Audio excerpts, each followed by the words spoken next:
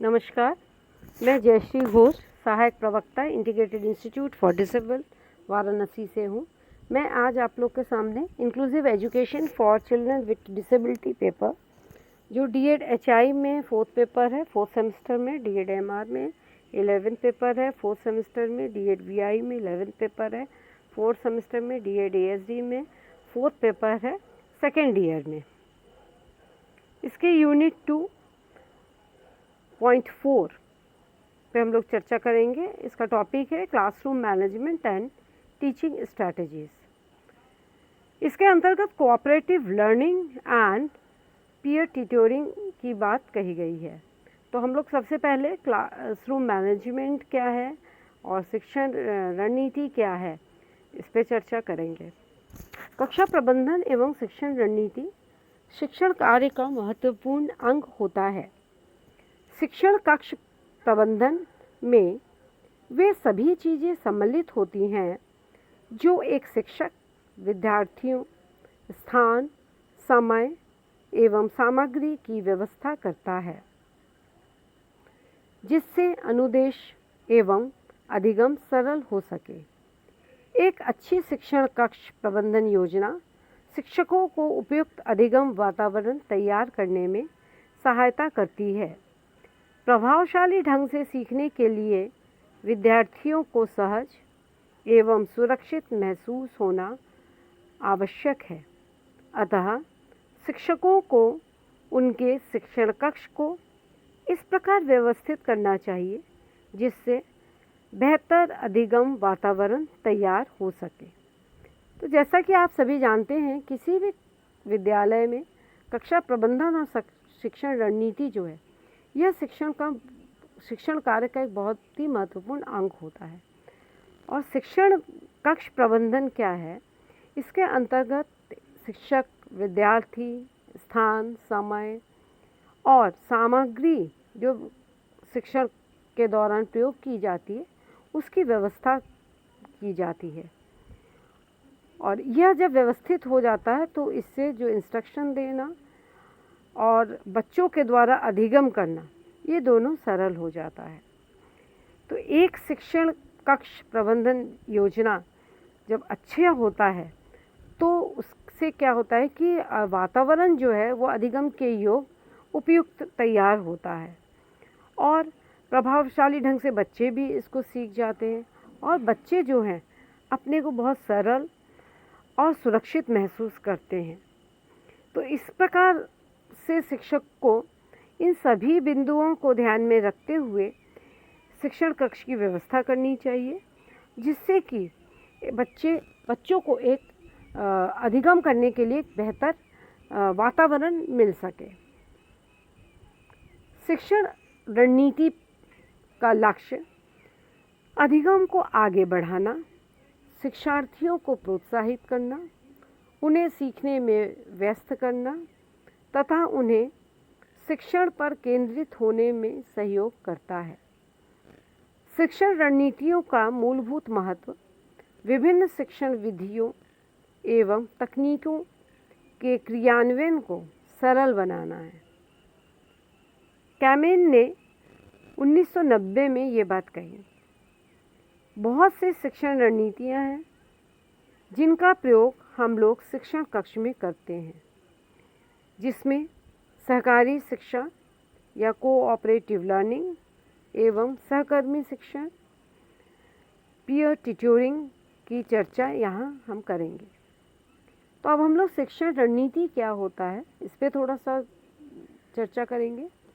तो शिक्षण रणनीति जो है ये अधिगम को आगे बढ़ाने के लिए बच्चों को प्रोत्साहित करने का एक तरीका होता है और यह इसके द्वारा हम बच्चों को सीखने की जो क्रिया है उसमें व्यस्त करते हैं और उनका जो है पूरा केंद्रण जो है विषय वस्तु पर होता है।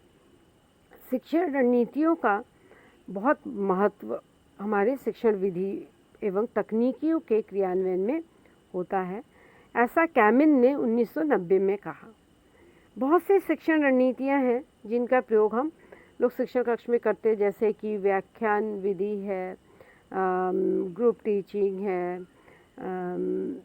तार्किक विधि है, इस तरह के बहुत सारे विधियां हैं, लेकिन शिक्षण रणनीतियां हैं। लेकिन हम लोग, आप लोग को जो समावेशी शिक्षा के अंतर्गत कोऑपरेटिव लर्निंग और पीयर ट्यूटरिंग के महत्व को बहुत विशेष रूप से बहुत महत्वपूर्ण बताया गया है, क्योंकि बाकी सारी जो रणनीतियाँ हैं वो तो एक समान है, पर समावेशी शिक्षा में सहकारी शिक्षा और सहकर्मी शिक्षा का एक महत्वपूर्ण अलग भूमिका हो जाती है।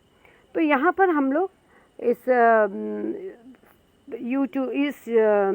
वीडियो में हम लोग पहले सहकारी शिक्षा की बात करेंगे, और हम लोग नेक्स्ट वीडियो में हम आपको सहकर्मी शिक्षण या पीयर ट्यूटरिंग की बात करेंगे। तो सहकारी शिक्षा या कोऑपरेटिव लर्निंग साझे लक्ष्यों को एक साथ मिलकर हासिल करना ही सहकारिता है। सहकारी शिक्षण छोटे समूहों के लिए अनुदेशात्मक उपयोग है, जिसमें विद्यार्थी अपने एवं दूसरे के अधिगम को बढ़ाने के लिए एक साथ कार्य करता है। तो यहाँ पर आप देखेंगे कि जो कोऑपरेटिव लर्निंग है एक छोटे समूह में, और सबका लक्ष्य एक होता है। एक छोटा समूह लिया जाता है, इसमें लक्ष्य एक होता है जिसमें कि हम इंस्ट्रक्शंस देते हैं, और इसमें विद्यार्थी जो है अपने अधिगम के साथ ही साथ ये दूसरे के अधिगम को बढ़ाने के लिए भी कार्य करता है। एक आदर्श शिक्षण कक्ष में सभी विद्यार्थी सीख सकते हैं कि कैसे दूसरों के साथ सहयोगपूर्ण तरीके से कार्य करें। तो इस शिक्षण कक्ष में, मतलब सहकारी शिक्षण कक्ष में, यह महत्व दिया जाता है कि बच्चा आपस में कैसे सहयोग करके कार्य को करे। सहकारी शिक्षण के प्रकार, टाइप्स ऑफ कोऑपरेटिव लर्निंग। सहकारी शिक्षण मुख्यतः 3 प्रकार का होता है। सबका अपना अपना उद्देश्य एवं उपयोग होता है। पहला है औपचारिक सहकारी शिक्षण, फॉर्मल कोऑपरेटिव लर्निंग।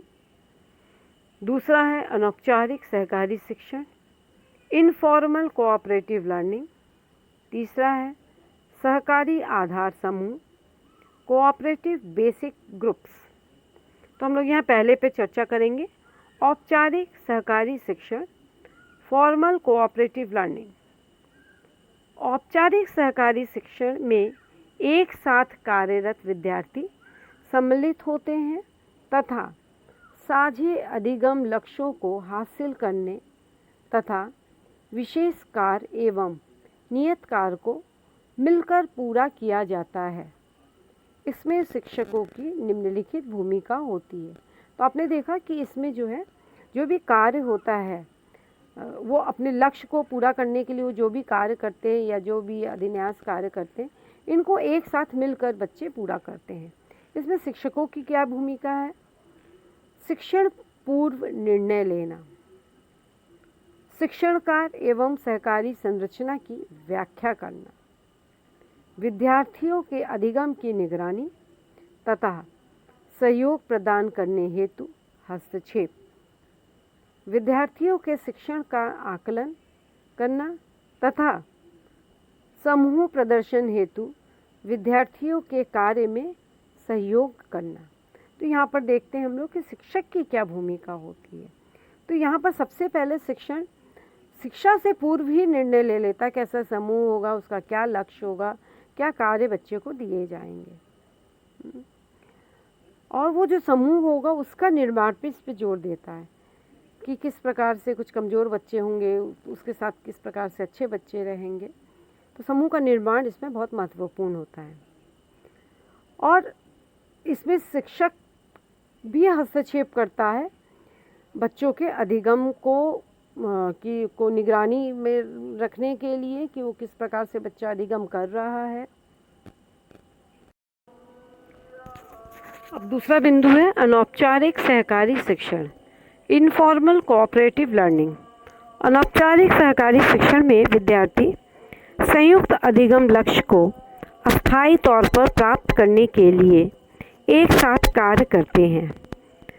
तो अनौपचारिक शिक्षण, सहकारी शिक्षण जो है, इसमें जो है विद्यार्थी संयुक्त रूप से मतलब एक साथ मिलकर कोई भी अधिगम के कोई लक्ष्य जो है उसके सीखने का जो लक्ष्य है उसको अस्थायी तौर पर प्राप्त करने के लिए कार्य करते हैं। इसको हम किस प्रकार से कर सकते हैं कक्षा में?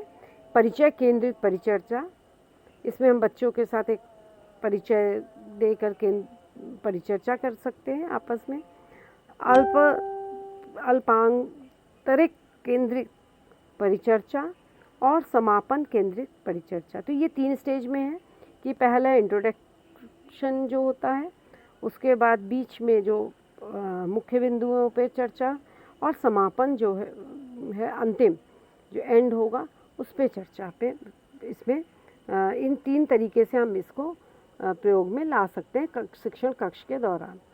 तीसरा है सहकारी आधार समूह, कोऑपरेटिव बेस ग्रुप्स। सहकारी आधार समूह दीर्घकालिक स्थिर सदस्यता के साथ विषम सहकारी शिक्षण समूह है। यह उपस्थिति बढ़ाने, शैक्षणिक अनुभव को व्यक्तिगत बनाने, उपलब्धि बढ़ाने तथा विद्यालय जीवन की गुणवत्ता को बढ़ाने के लिए आवश्यक सामाजिक सहयोग प्रदान करता है। इसमें शिक्षक की भूमिका इस प्रकार होती है। तो सहकारी आधार समूह जो है, कोऑपरेटिव बेस ग्रुप जो है, ये दीर्घकालीन है। इससे पहले आपने देखा था वो अल्पकालीन था, ये दीर्घकालीन स्थिर सदस्यता, बहुत देर तक ये सारे बच्चे जो हैं एक समूह के सदस्य बने रहते हैं। और इसके द्वारा जो है हम शिक्षण के अलावा भी हम उपस्थिति को बढ़ाने के लिए और जो बच्चे ने जो सीखा है उसको व्यक्तिगत रूप से उसका प्रयोग करने के लिए और जो उसका स्टूडेंट लाइफ की जो गुणवत्ता है हम उसको बढ़ाने के लिए इसमें बच्चे को तैयार करते हैं। तो इसमें आप देख रहे हैं कि इसमें पठन पाठन और पाठ्यक्रम से संबंधित विषय पे चर्चा नहीं की जाती है। इसका मुख्य उद्देश्य जो होता है ये बच्चे ने जो सीखा कक्षा में उसको प्रैक्टिकली वो कैसे करेगा और उसका वो जीवन में अपने कैसे उसको अपनाएगा, ये सारी चीज़ों के लिए इसका प्रयोग किया जाता है। इसमें शिक्षक की क्या भूमिका होती है इस पर हम लोग देखेंगे। विषम समूह बनाना, विषम समूह मतलब एक जैसे बच्चों का समूह नहीं होगा, इसमें कुछ बच्चे कमज़ोर होंगे, कुछ अच्छे बच्चे होंगे। नियमित मिलने का समय तय करना, इसमें जो है बच्चे, चूँकि आपने देखा कि ये शिक्षण कक्ष में पठन पाठन का नहीं है, इसलिए इनके लिए हमको अलग से एक समय निर्धारित करना पड़ेगा इनके मिलने का और विशिष्ट कार्य सूची तैयार करना। और ऐसा कौन से कार्य होंगे विद्यालय में पठन पाठन के अलावा जिसके द्वारा कि हम ऊपर दिए गए गुणों का विकास बच्चों में कर सकते हैं, इसको पहले से ही शिक्षक को तैयार करना होता है। शिक्षण कक्ष में सहकारी शिक्षण का क्रियान्वयन, implementing cooperative learning in classroom.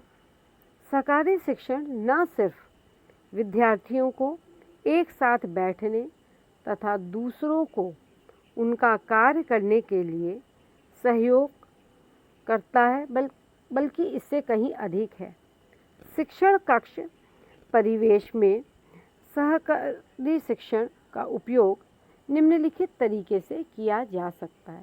तो आपने देखा कि ये पठन पाठन से अलावा भी कुछ और चीज़ें इसमें कही गई है। तो अब किस तरीके से हम सहकारी शिक्षण का उपयोग कक्षा में कर सकते हैं इस पे कुछ चर्चा की गई है। एक सकारात्मक शिक्षण कक्ष वातावरण तैयार करें। शिक्षण कक्ष में सहयोगी वातावरण एवं मनोभाव विकसित करें। तो यहाँ कहा गया कि सकारात्मक, कि बच्चा ऐसा कर लेगा, पॉजिटिव इन्वायरमेंट जो है हमको क्लासरूम में डेवलप करना है कि सारे बच्चे इस कार्य को कर लेंगे, ऐसा सोच विकसित करना होगा बच्चों में। फिर शिक्षण कक्ष में सहयोगी वातावरण, तो यहाँ एक वातावरण तो हम तैयार करेंगे सहयोगी का। अभी तो आपने पहले पॉइंट में देखा कि हमको पॉजिटिव थिंकिंग डेवलप करना है और यहाँ पर हमको कोऑपरेशन चाहिए, बच्चों का कोऑपरेटिव एनवायरनमेंट तैयार करना है और कोऑपरेटिव मनोभाव को भी विकसित करना पड़ेगा। अब समूह बनाएं तथा शैक्षणिक कार्यों को समझें। अब जो शिक्षक को चाहिए कि विभिन्न प्रकार के समूह बनाना पड़ेगा और वो कार्य के लिए उद्देश्य एवं समय तय करना। तो शिक्षक को एक कार्य, जो भी वो कार्य करेगा, उसका उद्देश्य कि इसके करने से बच्चे को क्या लाभ होगा तय करना पड़ेगा, और उसका कितने देर में उस उद्देश्य को बच्चा प्राप्त करेगा यह पहले तय करना होगा। कक्षा व्यवस्था, सामग्री एवं नियत कार्य स्पष्ट करें। कक्षा व्यवस्था को पहले से तैयार करना पड़ेगा, सामग्री क्या यूज़ किया जाएगा कक्षा में, और उसका क्या अभिन्यास कार्य होगा, ये सारे चीज़ें पहले से शिक्षक को निर्धारित करना पड़ेगा। सदस्यों की भूमिका एवं कार्य सुनिश्चित करें। उसमें जो भी बच्चे सदस्य जो समूह में रहेंगे उनकी क्या भूमिका रहेगी, जैसे कि जो अच्छे बच्चे रहेंगे पढ़ने में उनकी कुछ भूमिकाएं होंगी, उनको हम दूसरे कमज़ोर बच्चों को सहायता पहुंचाने के लिए उनकी कॉपी शेयर करना है, या अलग से वो बच्चे उन बच्चों को समझाएंगे। तो इस तरह के आप कुछ भी मॉड्यूल यूज़ कर सकते हैं, तो उसके लिए कार्य निश्चित करना पड़ेगा। समूह की निगरानी, सहयोग एवं मूल्यांकन करें। और टीचर का एक बहुत महत्वपूर्ण कार्य होगा कि वो इस समूह को अकेला नहीं छोड़ेगा, वो समय समय पे इसको असिस्ट करता रहेगा, वो मॉनिटरिंग करता रहेगा, उसको हेल्प करेगा समय पढ़ने पे, और उसका मूल्यांकन भी करेगा, उसका इवैल्यूएशन भी करेगा कि वो किस प्रकार से कार्य कर रहा है। सरकारी शिक्षण का जहाँ कुछ लाभ है तो कुछ हानि भी है। जहाँ शिक्षक सीखे गए कौशल एवं पाठों की समीक्षा करने के लिए सरकारी शिक्षण क्रियाओं की योजना बना सकते हैं, तो विद्यार्थियों की विषय सीखने के लिए यह एक उत्तम तरीका भी है। तो आपने देखा कि सहकारी शिक्षण के द्वारा जो है कि उसके बहुत सारे मॉड्यूल हैं जिसके द्वारा हम शिक्षक जो है वो कौशलों को बच्चों को हम सिखा सकते हैं, और हम पाठों की समीक्षा भी इसके द्वारा हम कर सकते हैं। और परंतु हमको सहकारी शिक्षण जो क्रियाएं हैं इसकी योजना पहले से बनानी होगी, और यह निसंदेह एक बहुत ही अच्छा तरीका होगा विद्यार्थियों को विषय को सिखाने के लिए। अब है प्रश्नों की बारी।